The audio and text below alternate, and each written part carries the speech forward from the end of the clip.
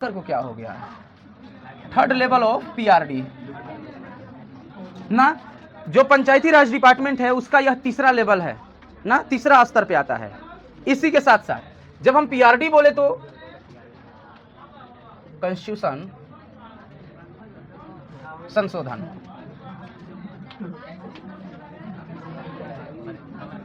ये हो गया। अच्छा, जब हम पीआरडी बोले तो इससे और कुछ क्लियर हुआ क्या? पीआरडी बोले तो और कुछ क्लियर हुआ क्या?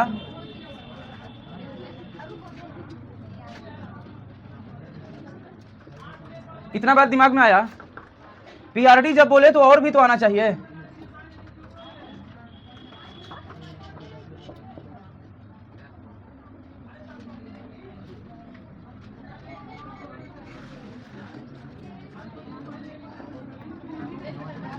ठीक है, इतना चीज आना चाहिए।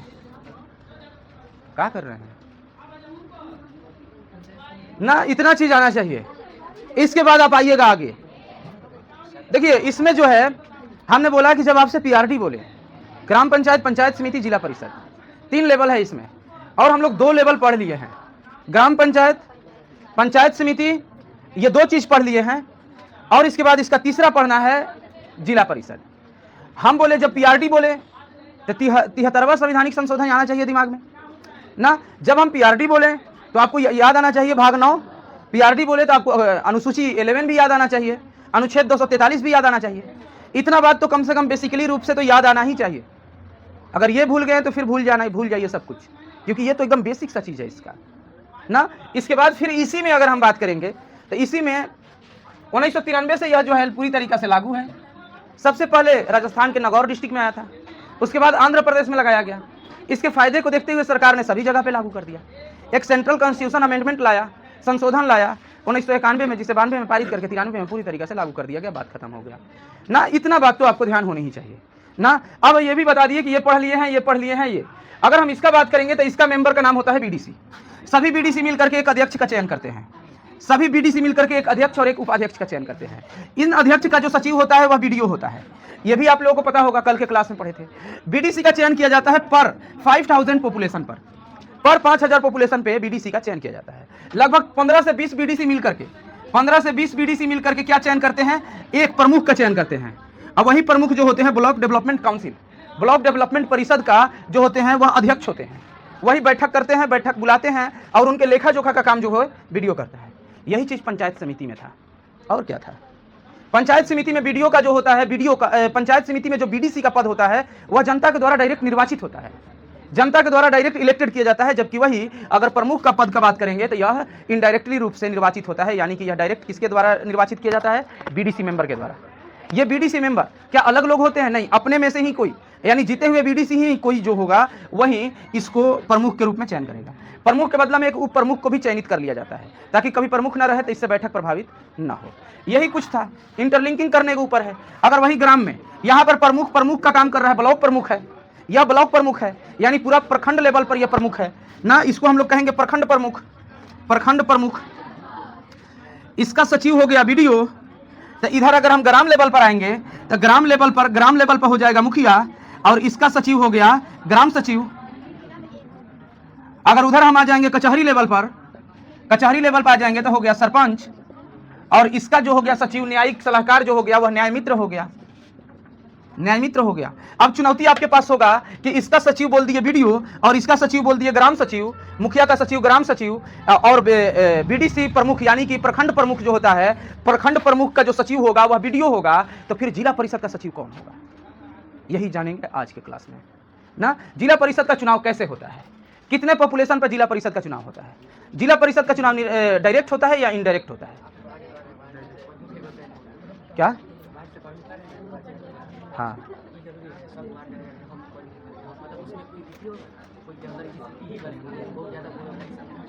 ऐसा कुछ नहीं होता है। जिसको सब वर्ड कहाँ कहेगा, मेजोरिटी जिसको मिलेगा, हाँ, उसमें वोटिंग होता है। अब इसके बाद आइएगा, आगे चलें। ये समझ आ गया? कोई कंफ्यूजन किसी को नहीं है ना? आगे बाबू लोग, आप लोग कंफ्यूजन आप लोगों को नहीं है ना?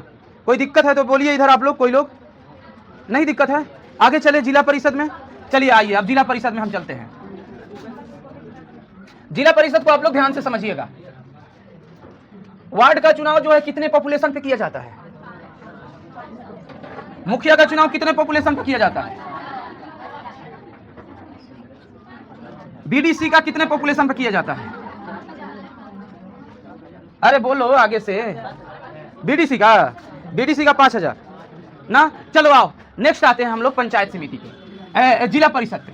सबसे पहला चीज हम आप लोगों को बोले कि यह जो है थर्ड लेवल है, यह तीसरा लेवल है।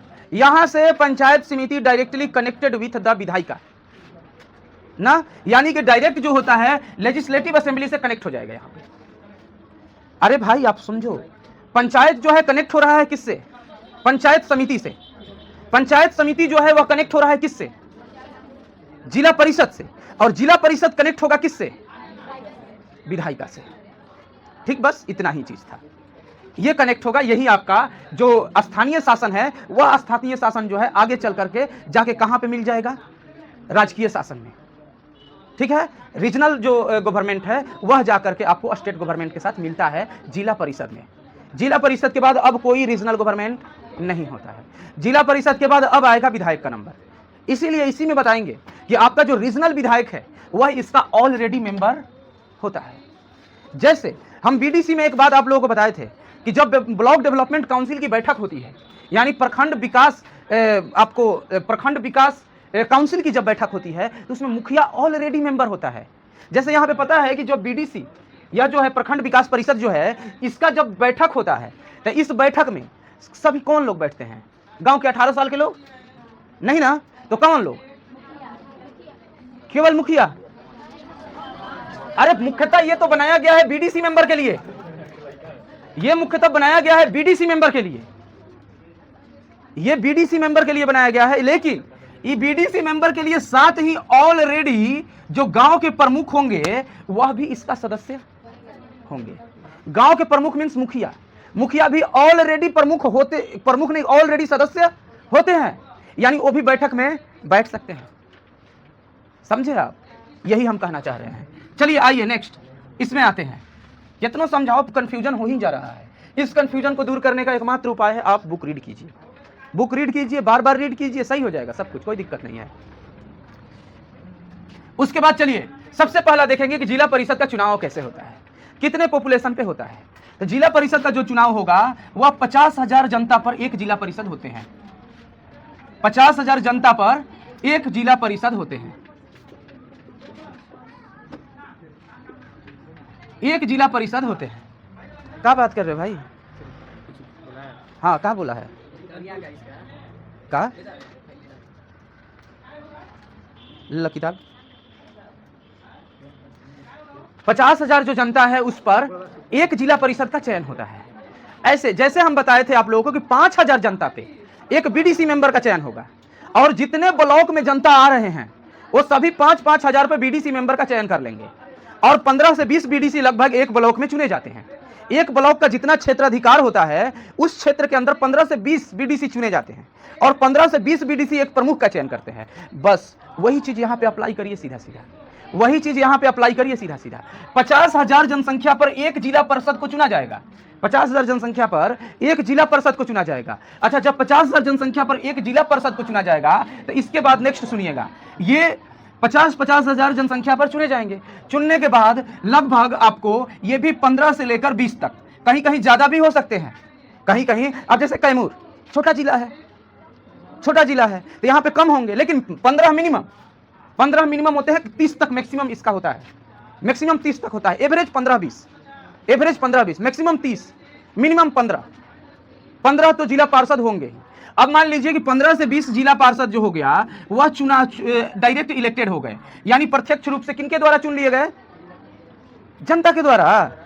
किनके द्वारा चुन लिए गए? जनता के द्वारा, डायरेक्ट जनता के द्वारा चुन लिए गए। 15 से 20 जिला पार्षद, 15 से 20 जिला पार्षद जो है वह डायरेक्ट जनता के द्वारा चुन लिए गए।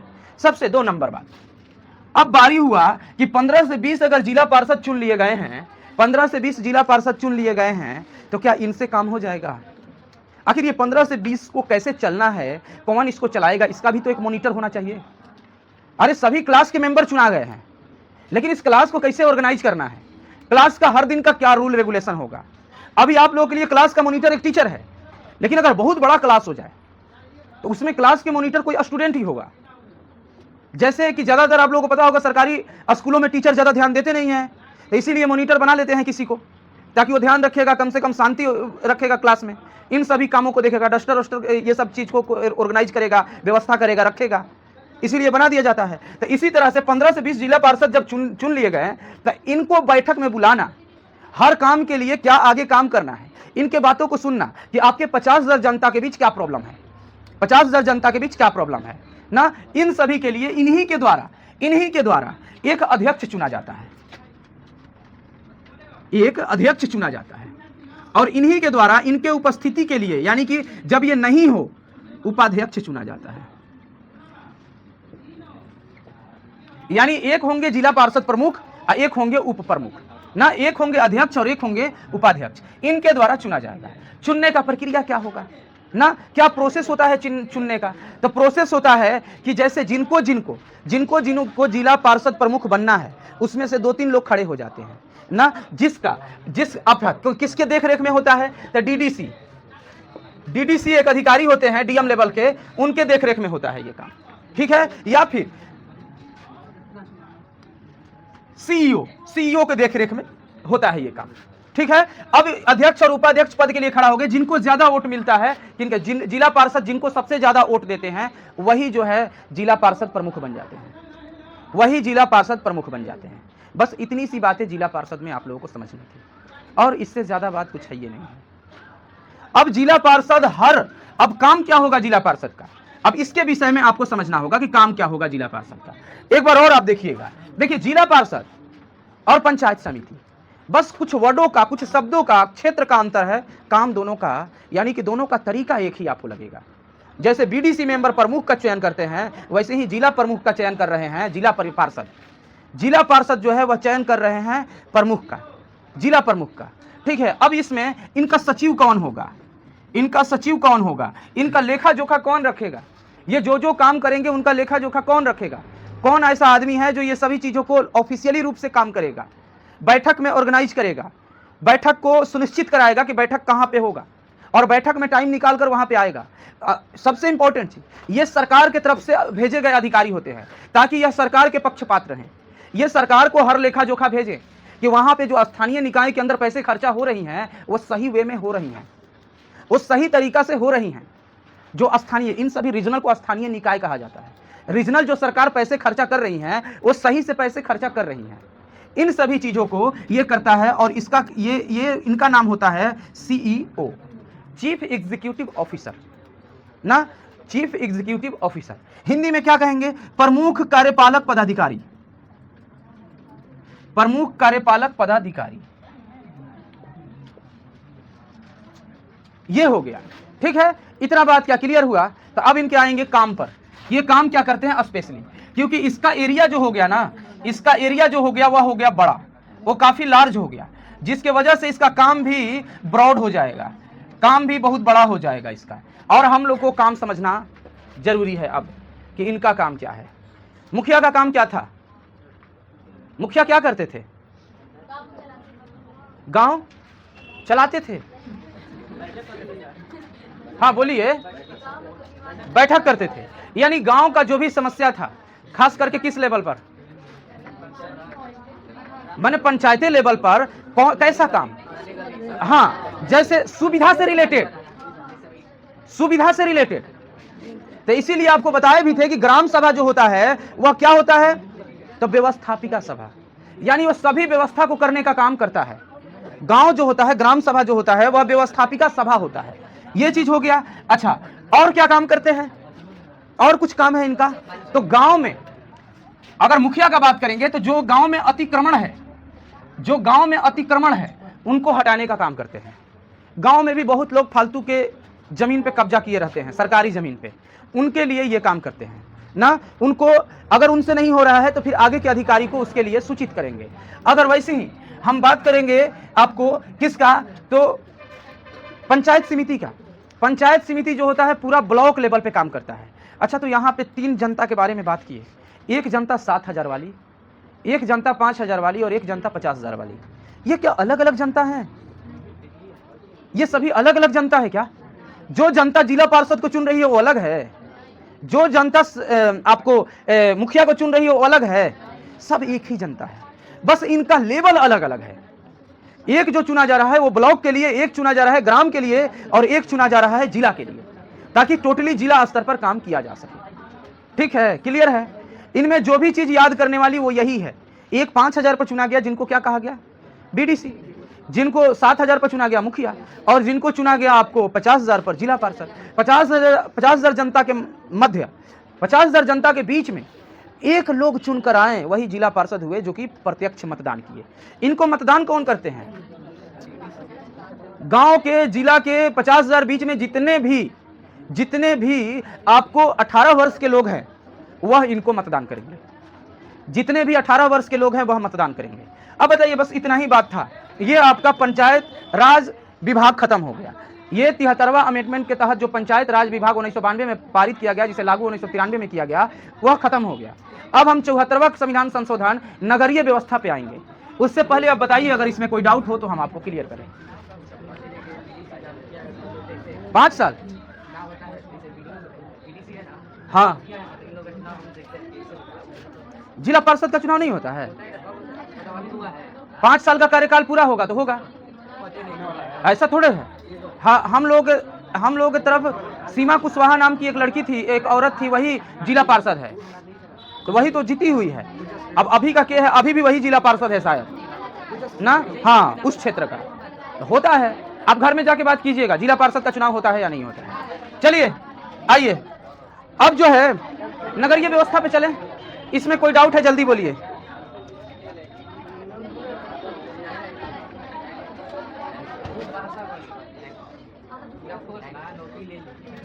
अच्छा, आगे आइएगा। इसमें एक चीज और ध्यान दीजिएगा। निर्वाचन पदाधिकारी ना, निर्वाचन चुनाव कराने का जो मुख्य रूप से चुना जाता है निर्वाचन पदाधिकारी, वह किसके द्वारा चुना जाता है? राज्यपाल के द्वारा चुना जाता है। चलिए, अगर बताइए इसमें कोई डाउट हो तो। सब कुछ आपको क्लियर कर दिया। अरे बोलिए, डाउट है तो बोलिए। सीईओ को काम, इसका काम क्या होता है?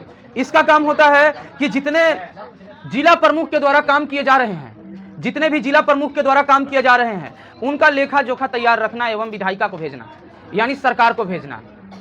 ठीक है ना, यहां विधायिका में भेजना।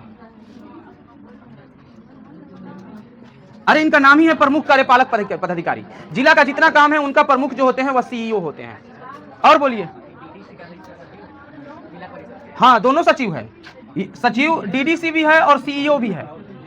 आइए, दोनों जो है नगरीय शासन व्यवस्था को हम लोग देखते हैं ना, नगरीय शासन व्यवस्था को आप देखते हैं हम लोग, क्योंकि स्थानीय शासन व्यवस्था में जो पंचायत वाला व्यवस्था था वो हम देख लिए। अब नगर वाला व्यवस्था देखते हैं, क्योंकि देखिए पंचायत की अपेक्षा नगर में ज्यादा डेवलपमेंट की जरूरत होती है। पंचायत की अपेक्षा नगर में ज्यादा डेवलपमेंट की आवश्यकता होती है। इसीलिए हम पंचायत के लिए अलग सरकार का गठन किया गया, पंचायत के लिए कुछ अलग प्रावधान किया गया ना। अच्छा, क्या नगरीय शासन व्यवस्था का जो प्रावधान है, नगरीय शासन व्यवस्था का जो भी कंसेप्ट है, वो नया है या बहुत पुराना है? तो ये बहुत पुराना है। इसका जिक्र बहुत पहले से भी मिलता है ना। एक समय था जब पटना नहीं पाटलिपुत्र हुआ करता था, तो उस समय भी नगरीय शासन व्यवस्था का जिक्र मिलता है, वहां पर भी इस तरह की चीजें हैं। तो चलिए हम लोग अब इसमें पढ़ना शुरू करते हैं नगरीय शासन व्यवस्था। देखिए, नगरीय शासन व्यवस्था किसे कहते हैं? जिनको एकदम ही नहीं समझ में आ रहा है वो थोड़ा सा समझिए कि शहर में लोग चुनते हैं ना, वो सभी नगरीय शासन व्यवस्था के तहत चुनाव होते हैं। नगरीय शासन व्यवस्था के तहत लोगों को ऑर्गेनाइज किए जाते हैं। ये शहर का है। अब वही देहात में, वही ग्राम में, गांव में जो चुनते हैं ना, बहुत सारे गांव ब्लॉक में ये सभी चीज जो चुना जाता है ना, वो ग्राम वाला सिस्टम था, वो पंचायती राज विभाग वाला सिस्टम था। बात मत करो, इसको बंद करो, एकदम बिल्कुल शांत रहो, तभी तो समझ आएगा ना। उसके बाद अगर आगे हम बात करेंगे तो आपको नगरीय शासन व्यवस्था सभी शहर में। अब आपका जो क्षेत्र है वह क्षेत्र नगर में है। आपका क्षेत्र कौन सा है? नगर में आता है। नगर माने शहर में आता है। अब शहर भी 3 कैटेगरी का हम लोग देखेंगे ना। तो पहले चलिए इसका हम लोग इंट्रोडक्शन के बारे में थोड़ा सा चर्चा कर लेते हैं। देखिए, हाँ बोलिए। इसका जो इतिहास है, इस इतिहास पे थोड़ा सा हम देख लेते हैं। इसका इतिहास मिलता है मनुस्मृति में, उसके बाद जो कौटिल्य पुस्तक लिखा गया था, कौटिल्य के द्वारा जो एक पुस्तक लिखा गया था अर्थशास्त्र, उसमें मिलता है अर्थशास्त्र। ऐसे अर्थशास्त्र लिखे, देखने में अर्थशास्त्र है, लेकिन वह पुस्तक जो था वह चंद्रगुप्त मौर्य के राजनीति पर डिपेंड था। पुस्तक चंद्रगुप्त मौर्य के राजनीति पर डिपेंड पुस्तक था। उसके बाद एक पुस्तक था इंडिका, इंडिका था, और एक था अर्थशास्त्र हो ही गया, और एक था महाभारत। इन सभी चीजों में जो है, इसमें पाटलिपुत्र शहर का यहां पर जिक्र मिलते हैं। इन सभी में पाटलिपुत्र शहर का जो है वह जिक्र मिलते हैं। इसका रहा कुछ ये इतिहास ना। मनुस्मृति, अर्थशास्त्र, इंडिका जो है मेगास्थनीज के द्वारा लिखा गया था, अर्थशास्त्र कौटिल्य के द्वारा, चाणक्य, उनको चाणक्य भी कहा जाता है, उनके द्वारा लिखा गया था। और मनुस्मृति, इन सभी ग्रंथों में इसका जिक्र मिलता है प्राचीन काल में। ये किस काल का बात कर रहे हैं? प्राचीन काल का, प्राचीन काल का, ये प्राचीन काल का बात कर रहे हैं। ये हो गया प्राचीन काल का। अब आते हैं आधुनिक काल में, आते हैं हम आधुनिक काल में। आधुनिक काल में क्या है? आधुनिक काल में 74वां संविधान संशोधन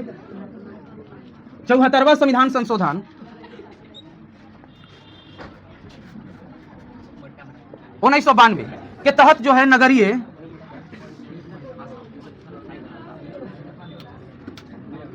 नगरीय शासन व्यवस्था को लाया गया। 74वां संविधान संशोधन 1992 के तहत नगरीय शासन व्यवस्था को लाया गया। ठीक है, नगरीय शासन व्यवस्था यानी कि जो शहरी क्षेत्र आते हैं, वहां पे शासन कैसे चलाना है, यही हो गई आपका नगरीय शासन व्यवस्था। जो शहरी क्षेत्र आते हैं वहां पे स्थानीय निकाय कैसे काम करेगी, वही हो गया आपका नगरीय शासन व्यवस्था। बस इतना सी बात थी इसमें, नगरीय शासन व्यवस्था में बस इतनी सी बातें थी। अब इसके बाद ये कहां मेंशन है, ये कहां मेंशन है, इसका भी अगर लागू का बात करेंगे 1993 से ये भी लागू हुआ था। और यह कहां पे, सबसे पहला चीज कि अनुसूची, कौन से अनुसूची में जोड़ा गया है? अनुसूची 12 भाग 9 ना, अनुच्छेद 243। तो आप कहेंगे कि एक ही अनुच्छेद में दोनों है, तो देखिए अनुच्छेद ABCDEF आ जाता है ना, अनुच्छेद ABCDEFGHIJ यानी M तक, MN तक है, और O से लेकर के Z तक का प्रावधान किया गया है नगरीय शासन व्यवस्था। क्या समझे आप? ये बात समझे आप? फिर से सुनिए, देखिए 243 O से लेकर के 243 Z तक, ये नगरीय शासन व्यवस्था का अनुच्छेद का क्रम है ना। इतना जितने O से लेकर के Z तक जितने लेटर आते हैं उन सभी वो अनुच्छेद लिखा हुआ है ना। लेकिन ये वाला जो 243 जो है, यह किस भाग में है? भाग 9 में है। 243 A से लेकर के लगभग N तक ना, N तक वह जो है उसमें ग्राम पंचायत का जिक्र है ना, पंचायत राज विभाग का जिक्र है, और इसमें नगरीय शासन व्यवस्था का जिक्र है। क्या ये चीज क्लियर हो गया?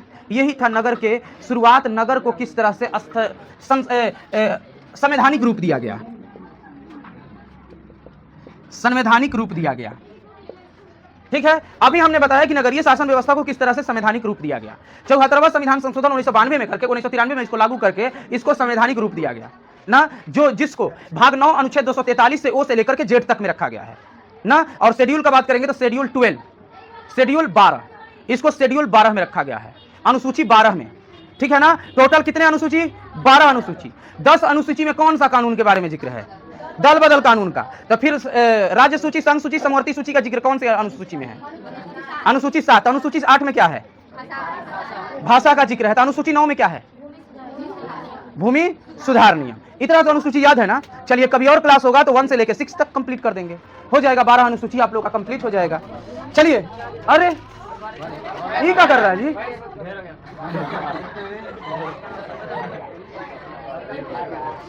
पागल उगल क्या हो गया है जी?